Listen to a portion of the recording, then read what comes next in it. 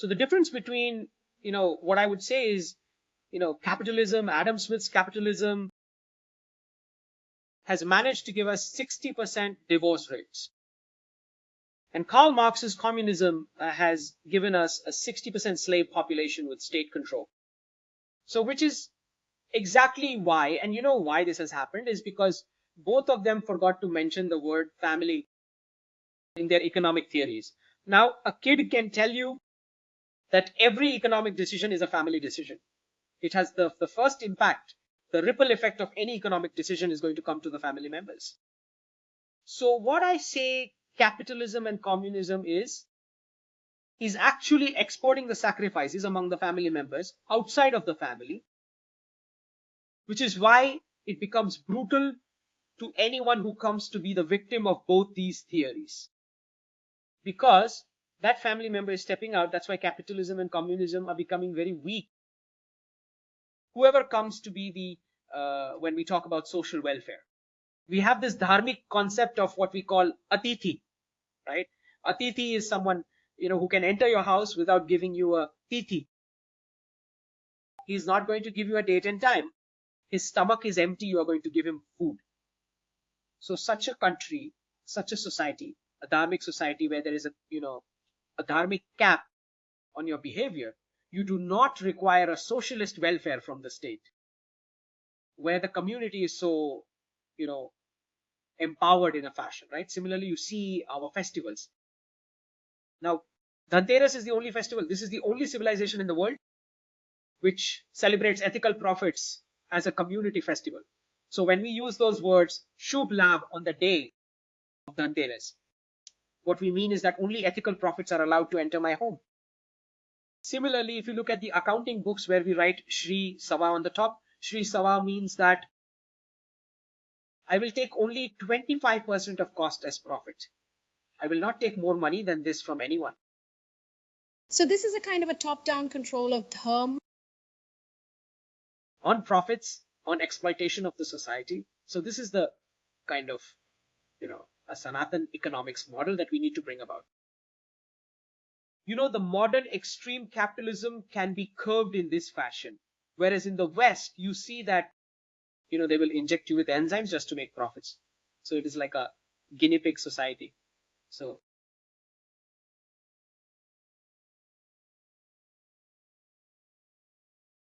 it has started in the urban areas, but I think we are at a critical juncture with the fiat currency fall, because it started with the fiat currency. So it will stop with that. So it is because of that fiat reserve currency, this socialist freebies was possible in the West. Endless printing of euro and dollar, that you are getting these socialist benefits when the state takes the role of husband, sometimes of a father, sometimes of a brother, sometimes of the son. So the kids are told that you can leave your parents, the state will take care of the Medicaid, right? So what happened is the state interfered in family relations, all because of this endless printing of the fiat currency. So once this fiat reserve currency finally falls, you will automatically find that adults have started to live with their parents. You will definitely see that moment. As soon as the crisis hits, and the high interest regime picks up, you will find the Western families, gathering together. Because, they will eventually come down to the very same Sanatani economics model where, you have to take care of the parents as of parents. Right? So you have both the generations and the life cycles, because I see this all comes from this Abrahamic economics format of having only one life. So if you look at it, the main fundamental difference between the East and the West is that the East is saying that I am the soul, and the body is just a simple vehicle. The West, on the other hand, is saying I am the body and the soul is just a vehicle. So if you believe you are a body, then this is the only single life that you have got. And if this is the only life you get, then you want to consume and spend everything, and you're fighting over and hoarding those resources, right? So this is not the wisdom which the Indian subcontinent and dharms have, which is exactly why you see that the Western economies are always involved in wars and in conflicts, because they are constantly looking at finite resources as well. Whereas in Sanatani economics, nothing that is finite is considered to be wealth. The life cycle itself is the only real wealth that you have.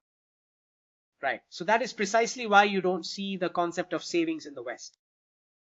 They do not believe in savings because they don't believe in life cycles. This is the only life for them. They want to spend it and enjoy it. In the Indian context, even if there are, all these artificial benefits being given to spend, people will still not spend. Because this Sanatani life cycle wisdom is continuing. It's a deep civilizational wisdom. The first book that actually covers this, Geopolitics Entirely, where you will find the chapter called Dollar of War and the Good Old Gold, which covers at least some portion of what we have discussed here today. And that will be launched next month in Delhi.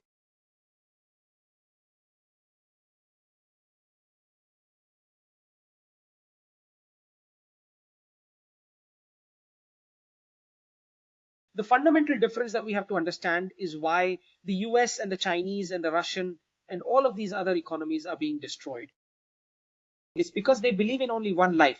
The biggest mistake that they made was that they used women as a unit of labor for a temporary GDP boost during their most fertile years. You imagine the kind of suicide these economies have done. Right now, you see all of these countries are aging and they just don't have the birth rates. They are actually going to end up living only one life.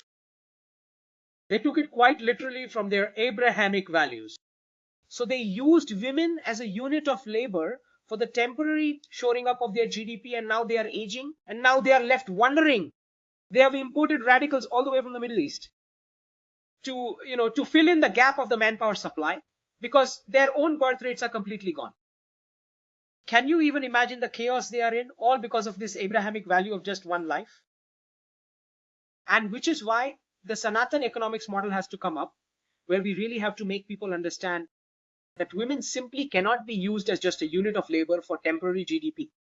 She is destined for a much greater job, for the civilization, for the family, for the carrying forward of the Sanatan values, and for an economy that lasts till eternity. Right? Not for some temporary GDP. You have men for temporary GDP, right? Okay, so during the fertile years, very specifically, a woman absolutely cannot be used as a unit of labor.